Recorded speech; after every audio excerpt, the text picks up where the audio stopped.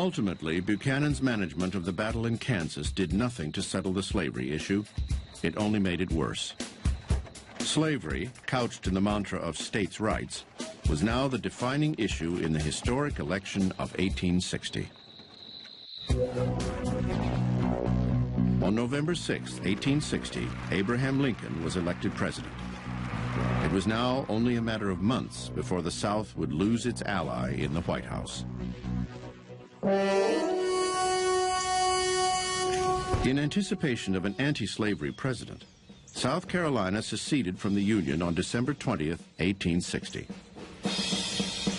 As a lame duck president, James Buchanan denied the legality of secession, but didn't do anything to stop it.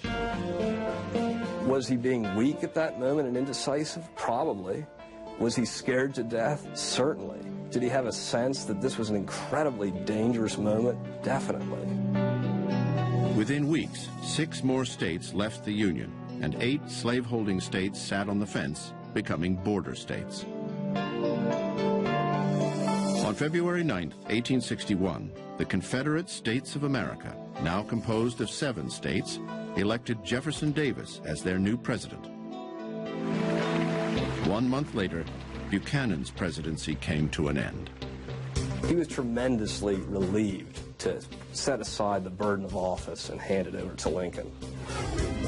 On his last day, Buchanan said to Lincoln, "If you are as happy to be entering the presidency as I am to be leaving it, then you are a very happy man."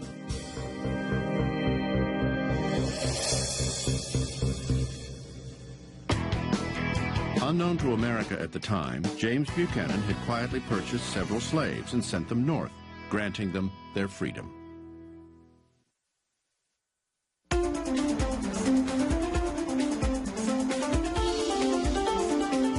Abraham Lincoln's presidency was so remarkable that Lincoln himself transcended the presidency, becoming an American icon. Today, Lincoln is seen as a marble figure, a martyr, a phenomenon. Lincoln was the father of a second American Revolution and the political legacy we live with today. One nation, indivisible, with liberty and justice for all. Yet none of this was ever Lincoln's original intent. Number 16, Abraham Lincoln, Republican, 1861 to 1865, 52 years old, from Illinois. Lincoln was a conservative in the sense that he wanted to preserve and restore the Union as it had existed before the secession of the southern states and the beginning of the war. But the very events of the war pushed him step by step to the left, toward a more radical position, which eventually became revolutionary. Lincoln was not the great emancipator. He becomes the great emancipator, to some extent against his own intention. I think that Lincoln shows you what greatness is, really. It is the capacity to grow, to understand a situation, to change. In Lincoln's lifetime, people either loved him or hated him. One thing they couldn't do was ignore him. He was very magnetic. He drew people to him, young people especially. Young men who were active in politics thought of him as a god. He had a famous sense of humor. He had an amazing storehouse of anecdotes and jokes for every occasion. It would drive some people crazy, even as president. He would have a story ready that would illustrate a point. Hidden behind the humor was a very complex man. Lincoln obsessed over matters and often suffered prolonged periods of sadness, frustration, and even despair.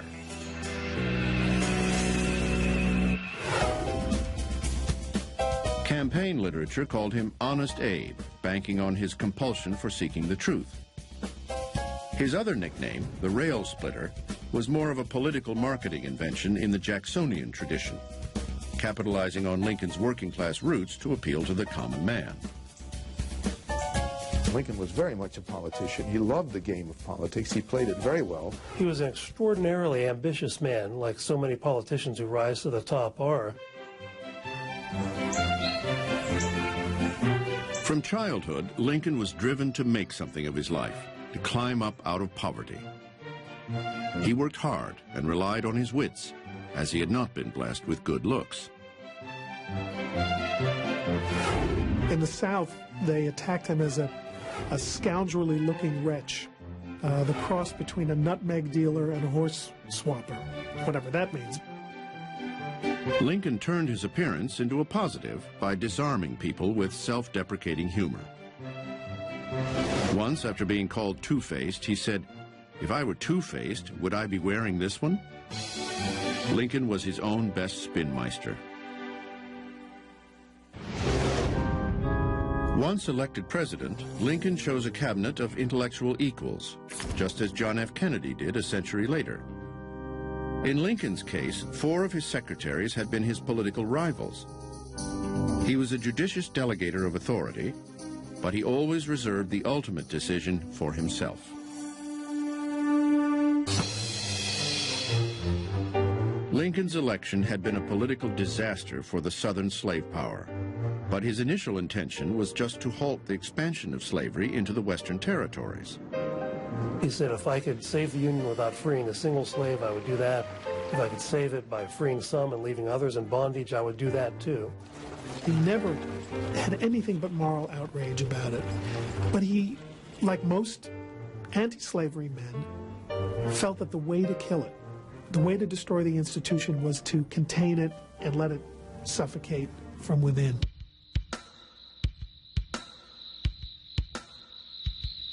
Waiting for Lincoln on his first day in office was a letter from Major Robert Anderson, the commander of Fort Sumter, located on an island in the harbor of Charleston, South Carolina. Anderson warned that without a shipment of provisions, he would have to surrender to the rebels. Lincoln had 3 options. He could order a surrender, an attack, or send provisions. He chose the latter. So basically, Lincoln said to Jefferson Davis, if you let this food go in peacefully, it will be a symbolic manifestation of our sovereignty over this fort, the United States sovereignty. If you stop it, then the burden of responsibility for starting a war will be on your shoulders. Before Lincoln's supply ships arrived, Confederate President Jefferson Davis ordered his men to attack the fort. The first shot was fired. On April 12, 1861, the Civil War had begun. The violence at Fort Sumter motivated 4 more states to join the Confederacy. 4 others remained on the fence. Fort Sumter was surrendered to the South, but Major Anderson saved the American flag that had flown above it and brought it to New York City. They took that tattered, ripped flag. It was very much like the World Trade Center flag that was displayed all over New York in the fall of 2001. And the flag inspired people. It created flag mania, patriotic fever. In a way, without Sumter, Lincoln might not have stirred up the Union to a mood that was necessary to fight to restore the Union, to preserve the Union. By an act of shrewd calculation, Lincoln had baited the South into striking the first blow of the Civil War. Yet neither he nor Jefferson Davis anticipated what was about to unfold. It would be the first and only American presidency completely defined by war. Lincoln, who made Thanksgiving a national holiday, was also the first to pardon a turkey at Thanksgiving. He named it Jack.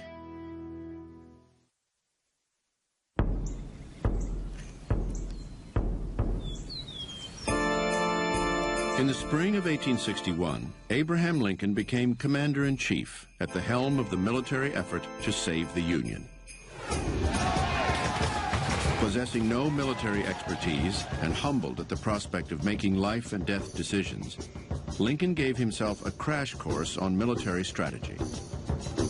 Lincoln did what any intelligent person would do. He went to the Library of Congress and took out books on military strategy and military administration and taught himself.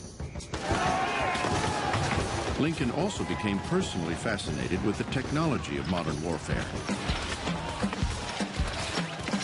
Within a year, he was well versed in military tactics and strategy.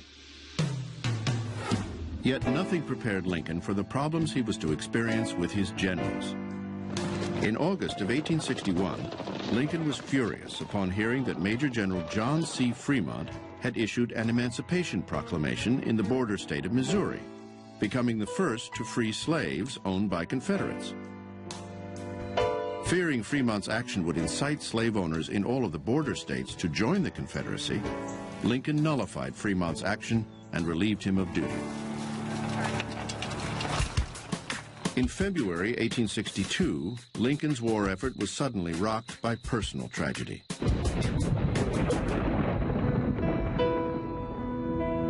His 11-year-old son, Willie, died from typhoid fever. I think Lincoln saw most of himself in Willie and just never quite escaped from the veil of very deep melancholy that enveloped him in 1862. In an effort to properly mourn their son's death, the Lincolns decided to temporarily leave the White House and move to the Soldiers' Home, an asylum for wounded soldiers in Northwest Washington. Finding themselves at peace there among the soldiers, the Lincolns adopted the home as their summer residence, turning Lincoln into a commuter for 1/4 of his presidency. From then on, the war consumed Lincoln. He worked night and day, 7 days a week, 18 or more hours a day. He was so anxious to stay on top of the latest war news, he would sometimes stay late or even all night at the U.S. Telegraph Office. In April 1862, exactly a year after Fort Sumter, the Union Army won a major, critically important victory at the Battle of Shiloh. But it came at a horrendous cost. Nearly 24,000 men were killed, wounded, or missing after the battle. Carnage triggered a turning point when Lincoln and others realized they were going to have to wage a total war. He privately recognized the need to refocus the purpose of the war from merely preserving the Union to addressing the greater moral issue of slavery. In July of 1862, Lincoln confided to his cabinet that he was prepared to surpass the legal powers of the presidency and exploit his unique wartime power as commander-in-chief. He announced his intention to abolish slavery in the rebellious states, not only to undermine the Confederacy's economic strength, but to end slavery in America forever. On September 22, 1862, Abraham Lincoln issued his Emancipation Proclamation to the public. This war, which began as a conservative effort to restore the status quo antebellum, evolved into a revolutionary war to destroy the Old South and its social and economic system.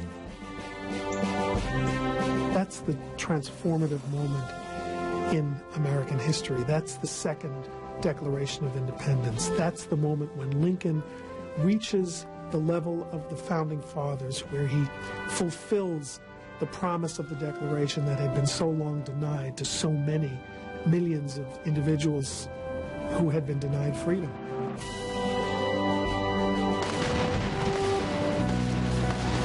The problem was that the Emancipation Proclamation didn't win battles. Throughout 1862 and 1863, the Union enjoyed success in the West, but that was overshadowed by devastating losses in the East. By June 1863, the military situation in Virginia was getting desperate. Robert E. Lee's rebel army was on a winning streak and marching towards Pennsylvania. It came to a climax in the first days of July near the small farm town of Gettysburg. The battle was supposed to be the mother of all battles. It was supposed to end the Civil War. 3 horrifying days of massacre ensued. The battleground was soaked in blood. Photographers produced morbid images of the carnage, exposing the nation to the horror of war.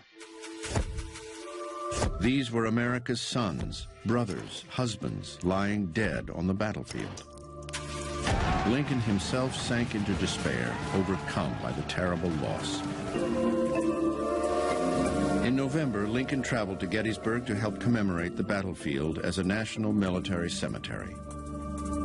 Lincoln spoke for 2 minutes, and what he managed to do in this elegiac masterpiece is redefine the commitment of America to the Declaration of Independence, to the principles that all men are created equal, to laud the sacrifice of people who had given their lives that the nation might live.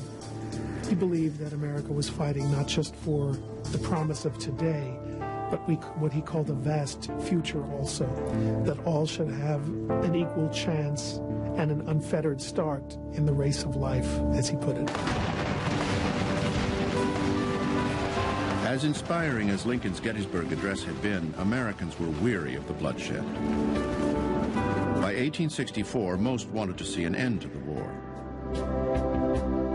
That year, Lincoln ran for re-election against one of his former generals, George B. McClellan, who ran on a platform that promised to negotiate an end to the war if he were elected. It would be a contentious election that would test the resolve of a nation and its president. 9 presidents did not attend college: Washington, Jackson, Van Buren, Taylor, Fillmore, Lincoln, Andrew Johnson, Cleveland, and Truman.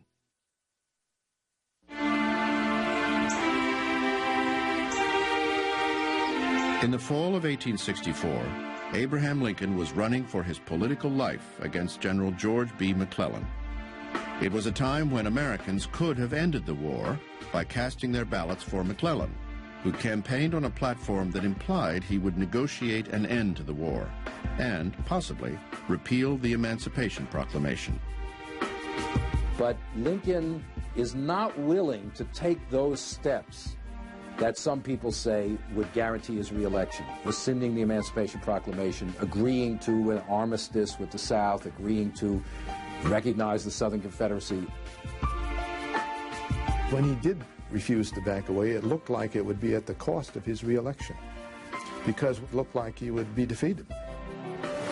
Looking back, it seems inevitable Lincoln's going to win, but it certainly didn't appear that way in 1864. 2 months before the election, the tide turned for Lincoln. General William Tecumseh Sherman had burned Atlanta and would, 10 weeks later, begin his infamous march to the sea. Suddenly, the Union Army had momentum, and so did Lincoln. Even though America was engaged in a terrible, bloody war, so many casualties, just unimaginable bloodshed and devastation, he still won 56% of the vote in the loyal states in 1864. That in itself is an extraordinary testament to people's faith in Lincoln. It was a bittersweet victory. The misery of the war had taken its toll on Lincoln, emotionally and physically. It's hard to find an American president who aged more than Abraham Lincoln did in 3.5 years. I think what you see in his face is knowing that he bore some of the responsibility for this whole disaster.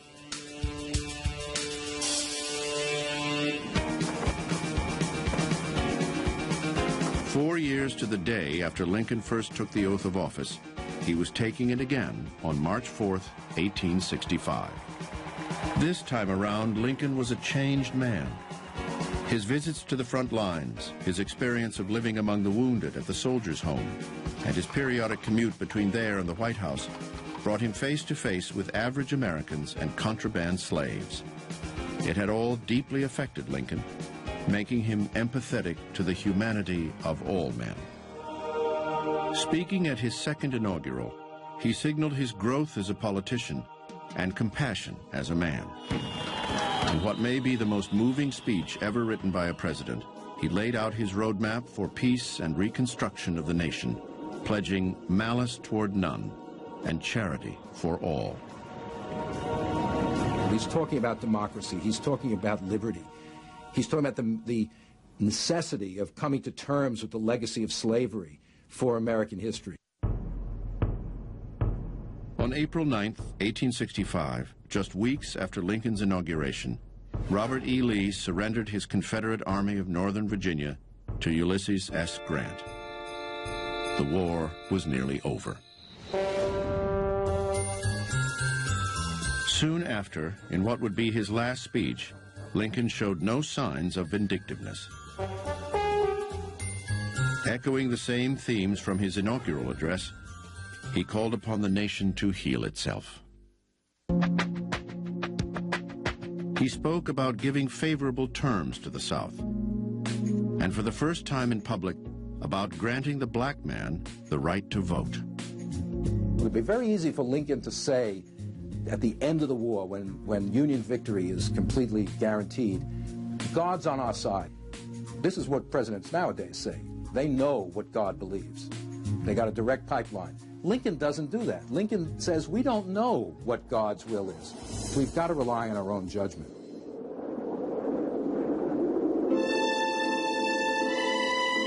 A couple of evenings later, on April 14th, Good Friday, the Lincolns attended Ford's Theater to see the comedy Our American Cousin.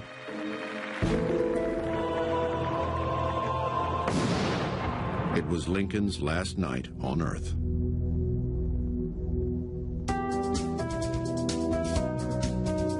Abraham Lincoln had grown up revering the Founding Fathers and the American democratic experiment. It was because of this first revolution that Lincoln was able to enjoy political freedom and equal opportunity. But by trying to save the republic the Founding Fathers had created, Lincoln transformed it and himself. Lincoln faced the greatest crisis the country had ever seen, and he rises to the occasion. But in rising to the occasion, he changes his views. Lincoln came to see that everyone, no matter what their race, creed, or religion, had a right to live the American dream. I think what America is at its best today is a reflection of the steps he took to preserve the Union and to eradicate slavery and to ensure democracy and equal opportunity. I think the fact that we enjoy the opportunity to debate and to quarrel while retaining a single national spirit and a national purpose is all the result of Lincoln's achievement and Lincoln's sacrifice.